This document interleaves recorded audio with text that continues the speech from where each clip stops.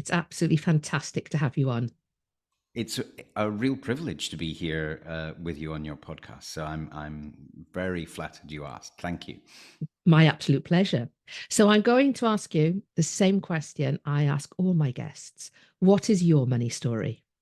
My Thank you. My money story really came to a head probably about 2011, summer of 2011, because up until that point, I really didn't know what being an entrepreneur or a business owner was, and I was thinking in I was thinking of the money that I was bringing in terms of a wage.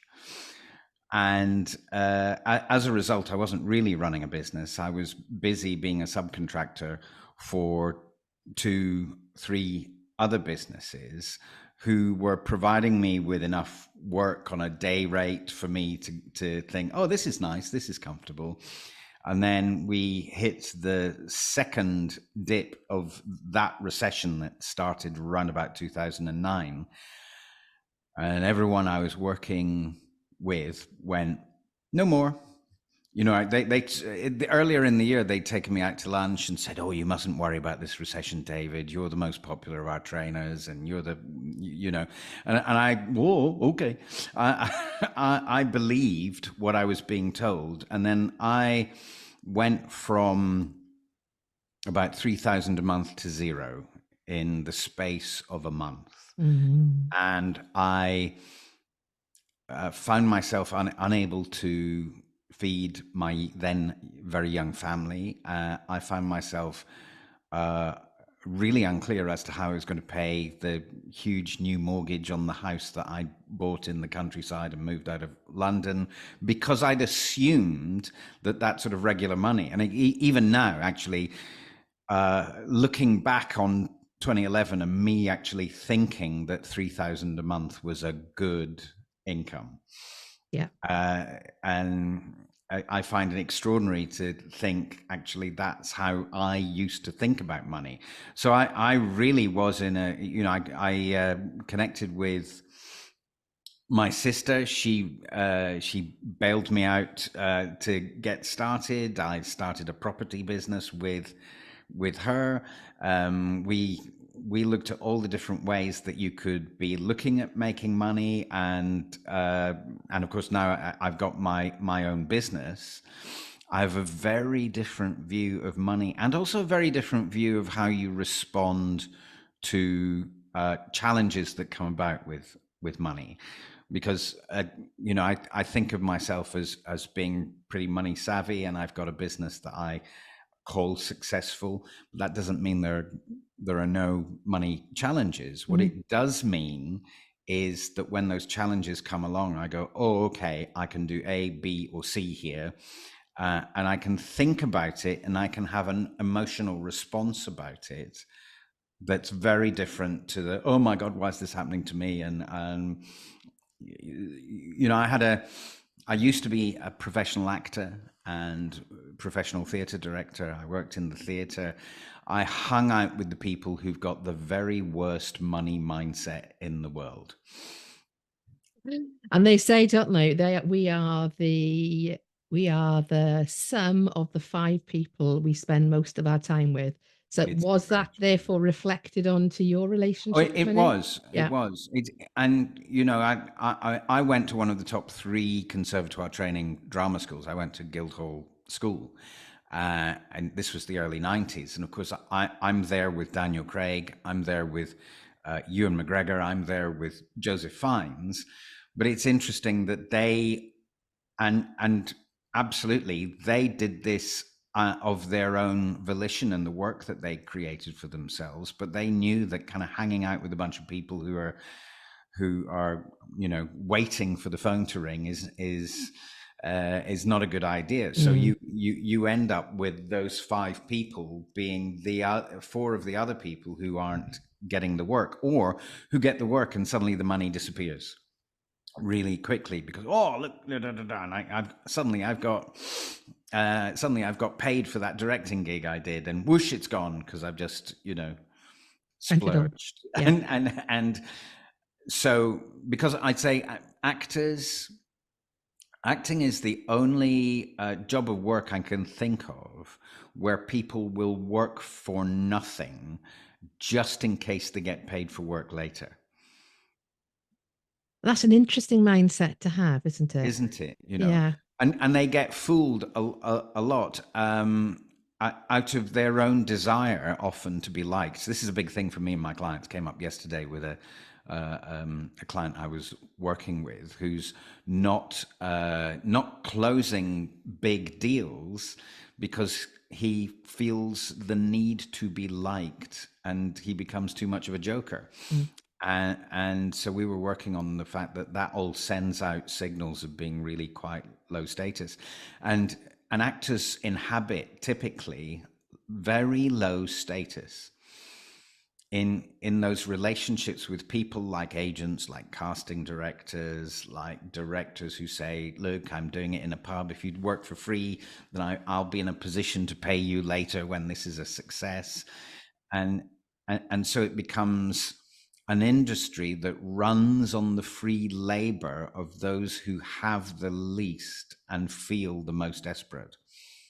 And it's that is classic symptoms, isn't it, of a poor money mindset, that you feel you can't say no because you could be turning down opportunity that's going to come through a different route Yes, if you just said yes, yes. or you don't value yourself in terms of, well, so and so did it this way, so I believe this is the way I've got to do it, so who am I to turn down that either low paid piece of work or not paid piece of work Yeah. because it's deemed the route to success in the acting world. It is. And what I found in the business world, particularly when I was at the beginning of being an entrepreneur, and I used to give away a hell of a lot. And in many ways I still do give away a hell of a lot, but I used to give away a hell of a lot in a way that gave the impression that I didn't value what I did. Yeah, it's interesting, isn't it? And what do you think? Where would you be now, do you think, had you not gone through what you went through in 2011 and gone from 3,000 to nothing and Hmm. had to start again? How different would your life look like now? It would be extraordinarily different. I wouldn't have the home I have now, full stop. Uh, and we might, if we'd pootled along at that relatively low level of income, we'd probably be in the same space, assuming no financial, economic downturns Yeah, or anything like that. If it had carried on in the same way, then I'd probably would have been quite happy to continue being that subcontractor yeah, who's letting the other people make the relationship with the client. It became really apparent when I realized I was working with all these big banks in particular, but I had no client relationship. So I couldn't call any of them and say, hey, do you want to work with me? Because none of them were my clients, duh. And when I found out that for every £400 I was being paid, they were earning 1,600.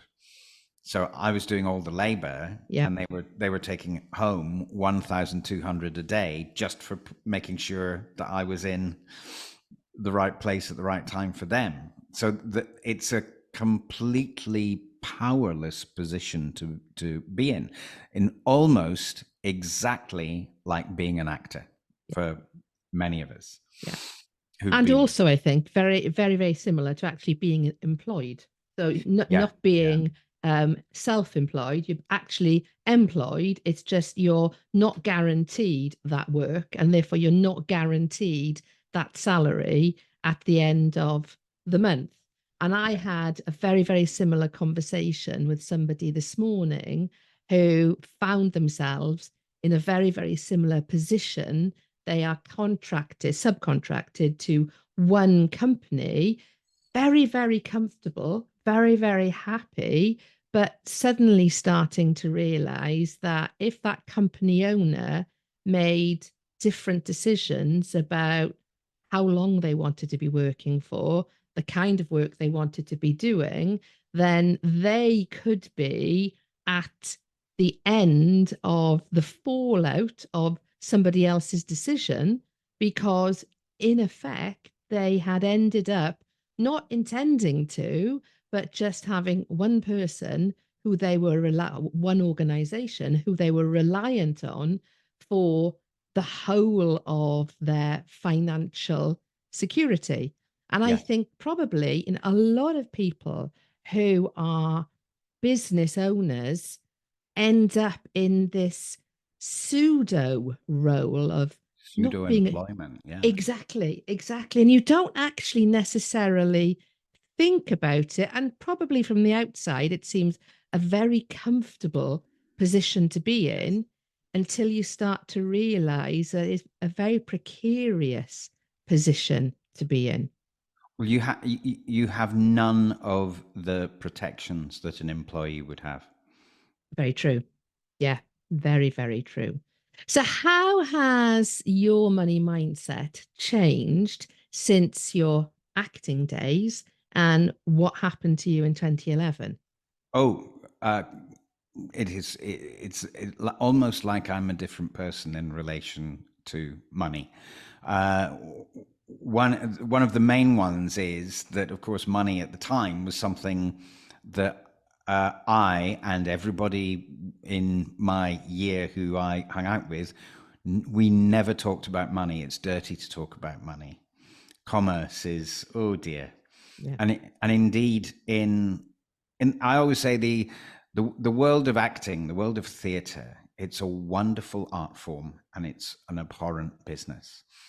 And it's an abhorrent business because the human body in of themselves is the product. Hmm. And so when you're being rejected, you are actually being rejected. Yeah.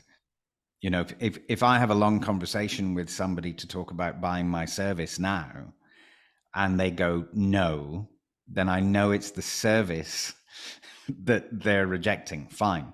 So it's, it wasn't a good match. Fine, move on. But when I was an actor and knowing so many actors and having in my early in my career done a lot of teaching at drama schools, I know how personally people take it. Yeah. Um, and the refusal to confront the idea that money is important, uh, and also the quite a left wing idea, which is that money is finite, Yeah. Absolutely. and I don't have it, Yeah. right, and so therefore I hate the people who do. Yeah. I always think it's strange that actors will spend a lot of money to sit in an auditorium watching a play and think over and over again in their own head, I could have done that. I could have done that. But they will pay that money to Yeah. sit and seethe whilst they watch somebody else get the work.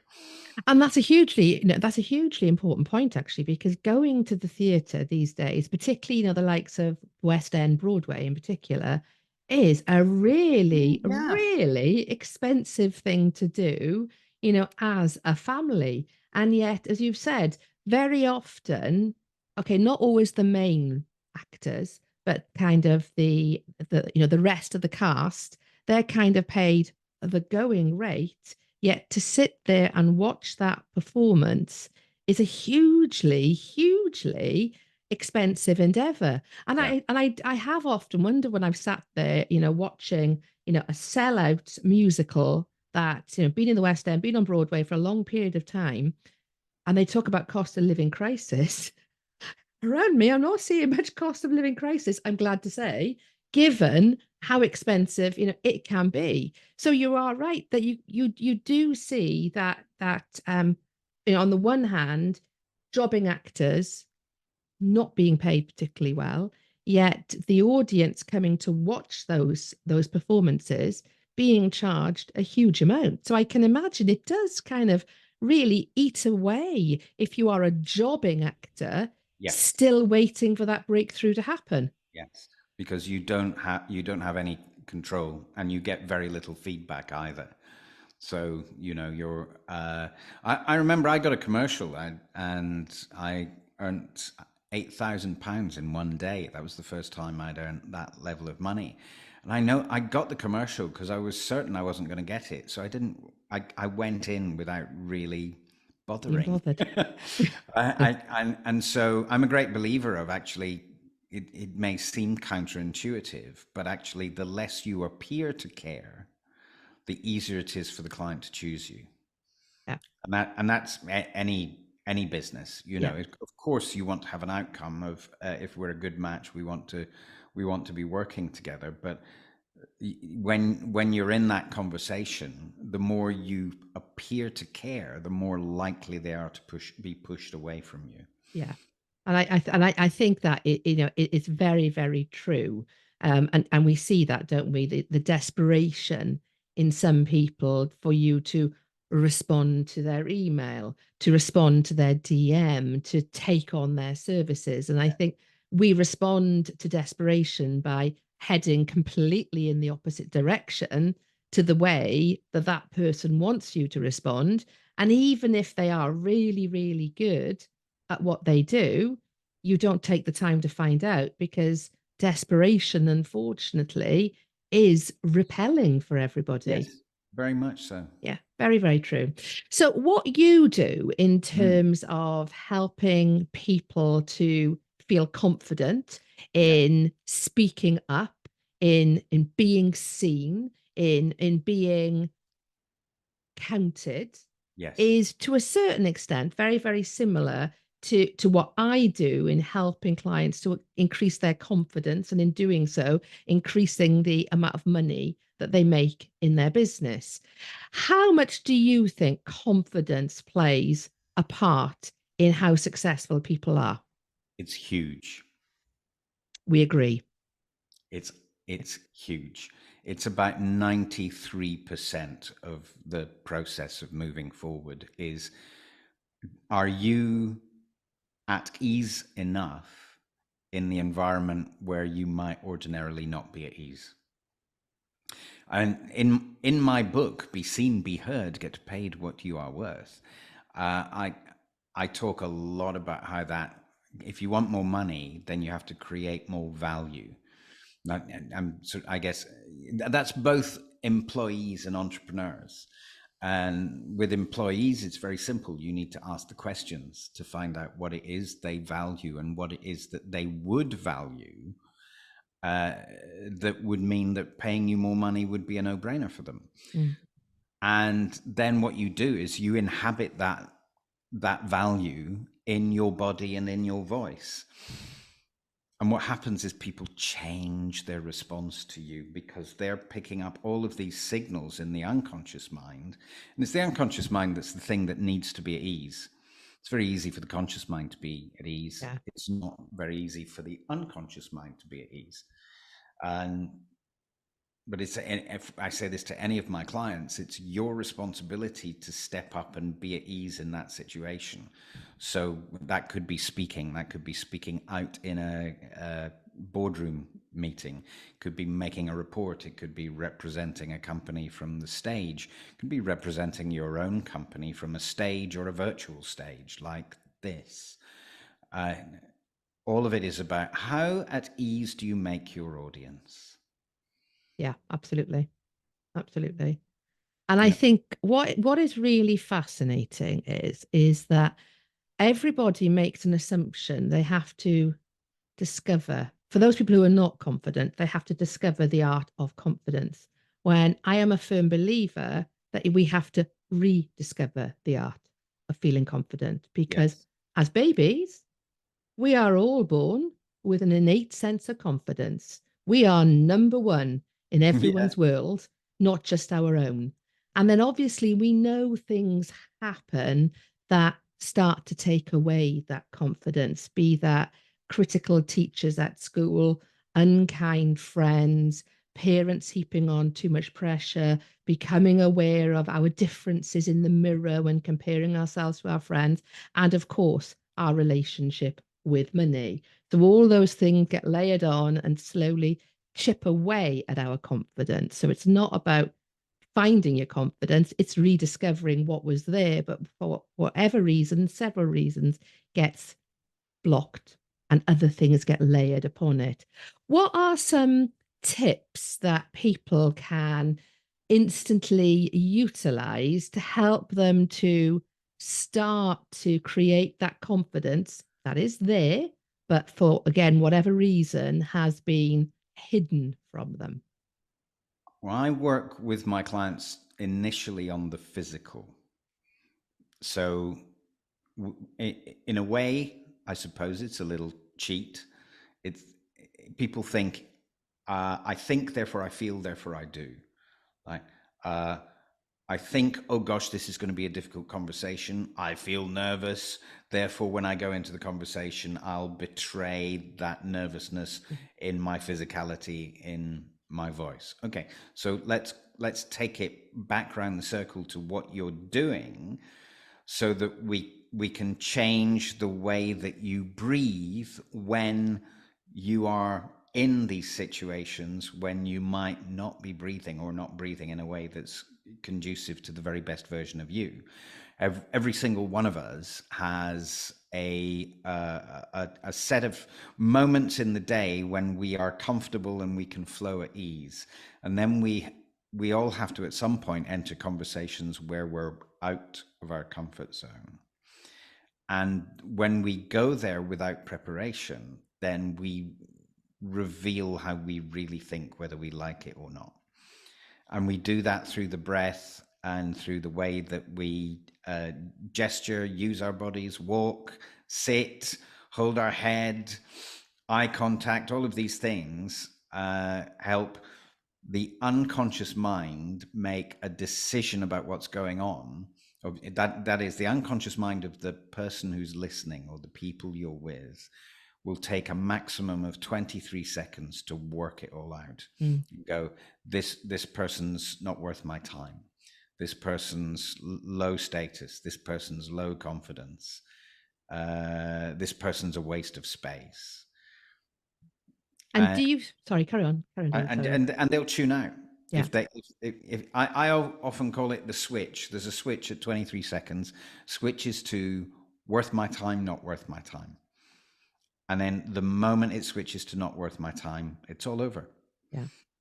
And do you think that amount of time has actually shortened because of the invention of social media and the likes of Reels and TikTok videos, etc., where they only get counted, I believe, as a view if somebody has watched for more than 3 seconds? Yes. And the amount that are not watched for more than 3 seconds. So actually, our engagement span has been shortened even more because of how hyped and how much usage there is of social media. So it's now a bigger problem for us to be able to capture somebody's attention than it used to be.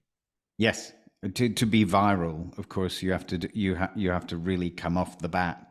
They do this at Netflix as well with films. I think all the streaming platforms do. I remember reading an article about the actor and film director Dexter Fletcher, who was directing an action film for Netflix, and he wanted to open the film with a gorgeous helicopter shot of a car going up a mountainside, and we'd move slowly in to see who was in the car, and Netflix just went, nope, we need action within the first 2 seconds, otherwise we're lost. So I'm quite clever then in my perception of that. Yeah. And because people, they count 2 seconds as a viewing of a film. It's unbelievable though, isn't it? It's unbelievable. So in many ways, actually, the figures they tell us in terms of who's watching what are absolute nonsense. Right? But there's so much competition out there that it becomes wallpaper. And it's like with social media as well, it becomes wallpaper really quickly, unless you can give people something that's not wallpaper. Now, I still hold for face-to-face communication. I know that The social science tells us that for men typically make more immediate decisions than women. So decisions are made by men within 7 seconds. Women give it another 7 seconds, so it's 14 seconds typically for women. The 23-second mark is the mark of, it's really difficult to shift any of this. It's like people can make decisions in 7 or 14 seconds, but then go, oh, okay, hang on, I was wrong. But once you pass that 23, it's like, nope, I am set now. And you can't change it. It's not impossible, but it's very difficult. Yeah. And in order to make that right impression these days, it used to be, I can remember when I came out of university and had my first graduate job in BT, I can remember having training on handshaking, which I at the time thought was Yes. ludicrous. But you do, and you probably still do.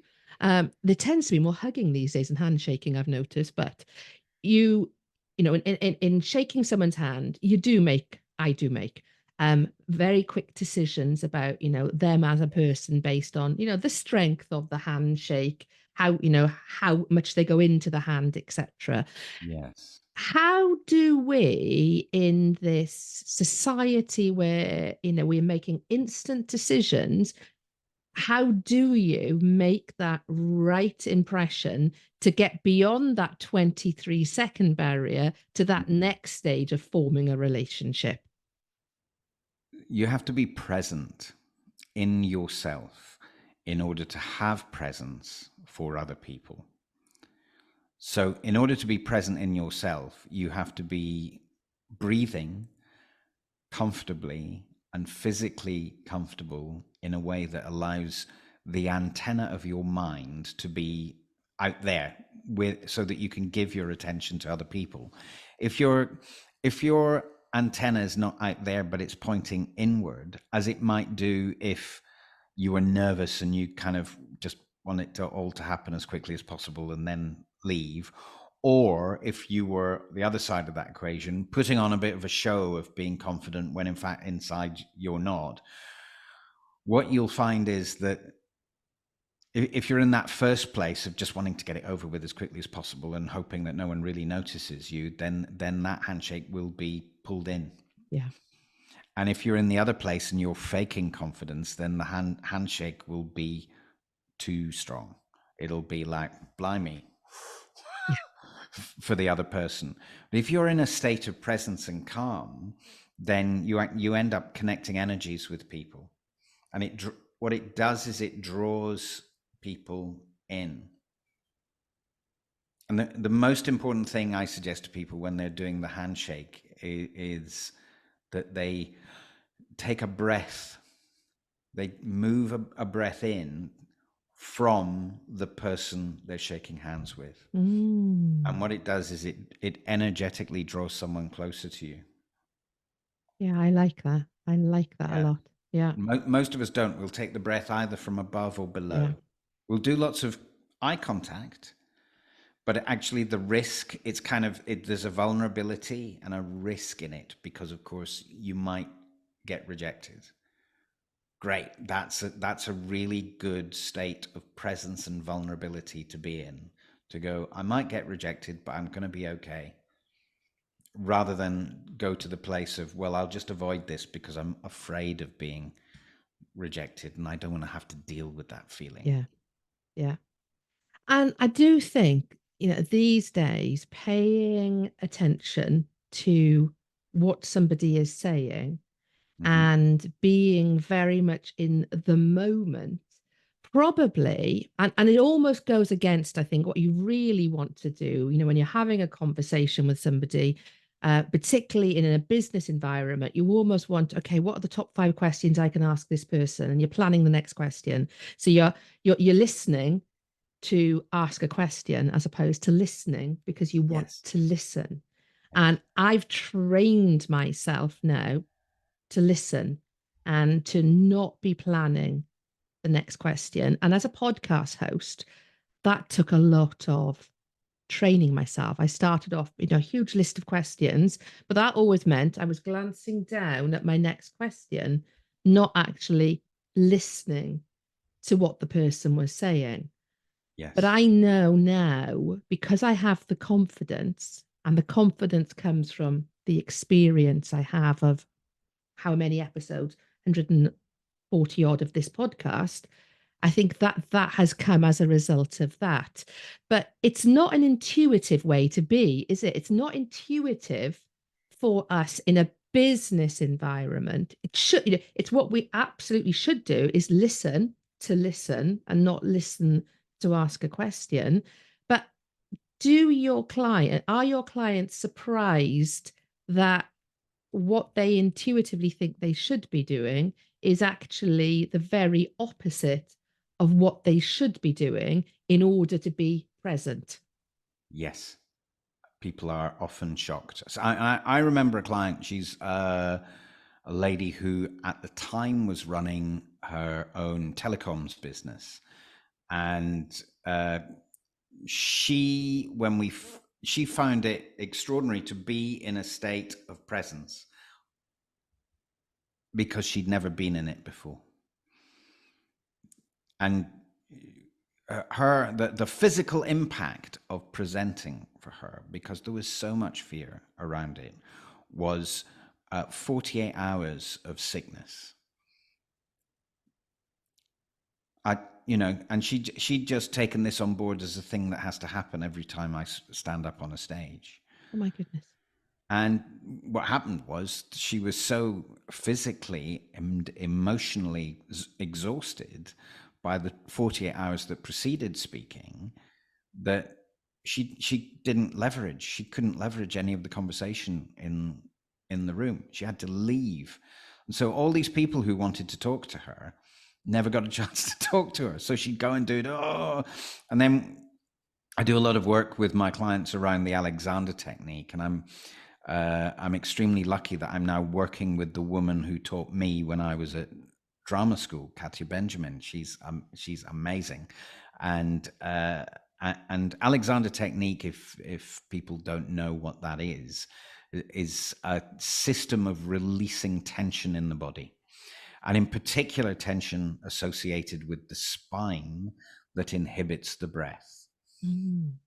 So with a lot of people, because of the stories that we tell ourselves culturally about money, when there comes issues around money, and that we often stop breathing because it's tension in the body. And the moment that tension's in the body, and the moment we stop breathing, we absolutely do not have access to our frontal lobe at all, which is where our problem solving capability sits, which is why people then end up getting extremely depressed and waking up in the middle of the night and not getting enough sleep, not then being able to deal with the next day because they're too exhausted, and often things get worse and worse and worse until on some occasions people can't take it anymore. Yeah.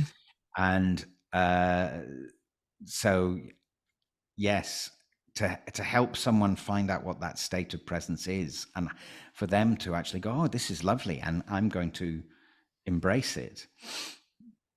Yeah, that's interesting. And it is interesting because breath work has become a really hot topic, hasn't it, over probably the Yes. last 18 months, couple of years.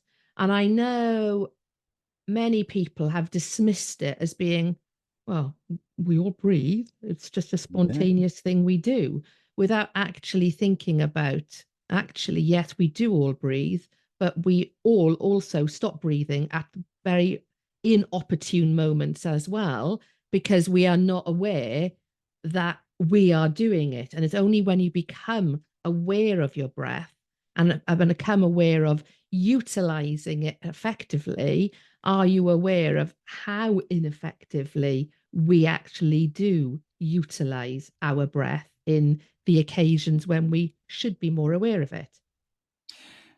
I think people, of course, everyone is breathing. Yeah.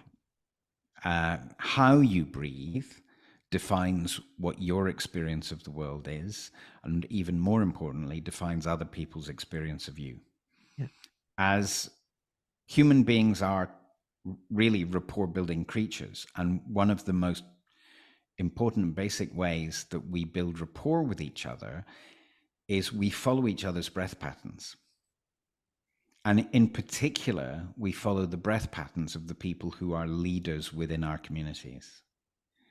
So, as I say, there's often in a corporate space, how many times have you been in a meeting that's being run by someone who's disorganized or disheveled or nervous? And what happens to the rest of the room when they're there? And the other side of that coin is what happens when you're in the room that's being led by someone who is calm and organized and breathing calmly. It creates that breath in the room. So that's a way that our unconscious mind works out, are we safe? I'll just follow this person's breath pattern to work out, are they, nice and calm, or is there a reason I should not be in this room? Yeah.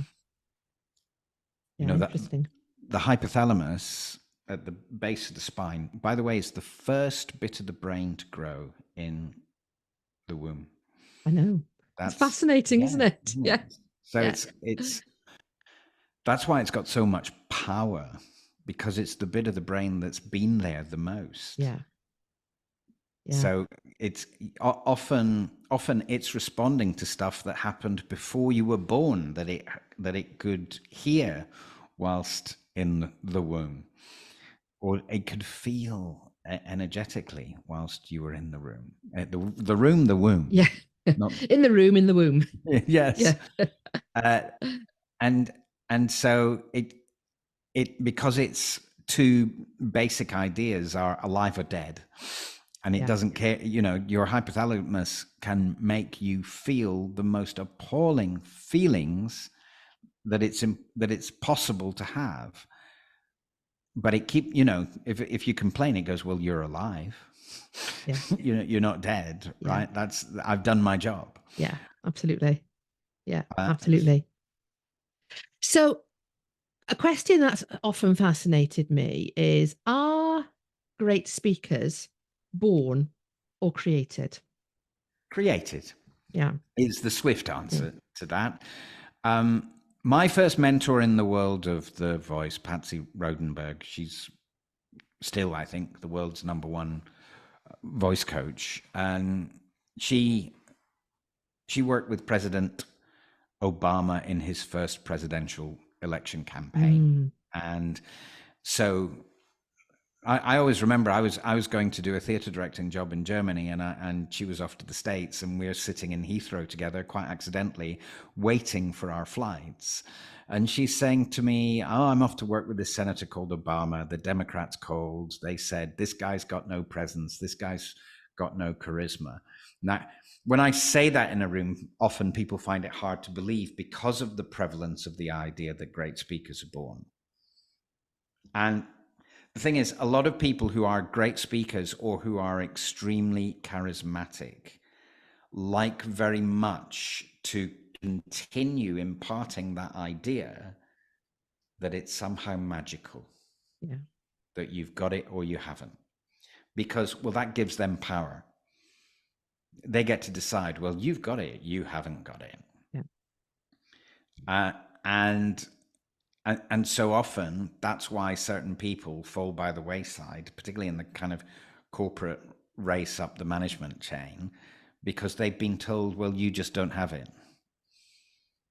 And what I'd say to anybody, any of those people or anybody else, is, well, if Barack Obama came from a place where he didn't have it, but he went, well, there's a job I want, and for me to get that job, I'm going to have to master this, and can now be the highest earner from public speaking in the world. Is he? Yeah. I didn't know that.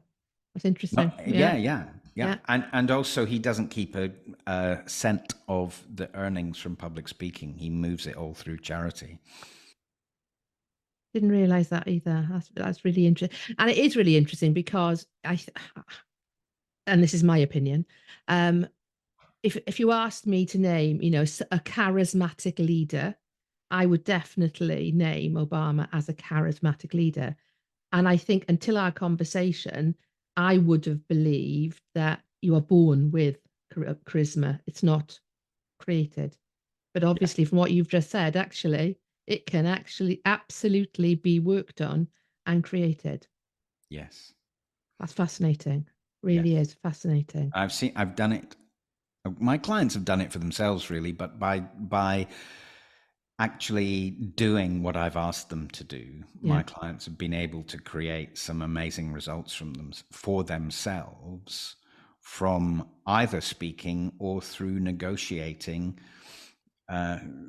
particularly from a win-win perspective. Like, to kind of go back to your thought about listening with a view to answer rather Yeah. than listening, that often, because people are thinking about their own outcome, that's the kind of that's the thing that kind of pitches them into that, oh, what am I going to say next, or how am I going to respond to that? But actually, if people think, well, if I help this other person get the outcome they want, then I end up getting my outcome Absolutely. as a result of that. So actually, I probably get a better outcome for myself if I help them get that outcome first. So let's give them the attention and just listen to what it is they actually need, so Yeah. we can make whatever's going on here a bigger, better relationship. And also working that way, when you find you're in the presence of people you don't want to work with, who or most definitely are not a match to work with you, then you want to find out as quickly as possible. And you the only way you're going to find that out is if you listen. Yeah. Yeah. Very, very wise words. Very, very true. So, how can people connect with you, David? Thank you. So many ways to do that.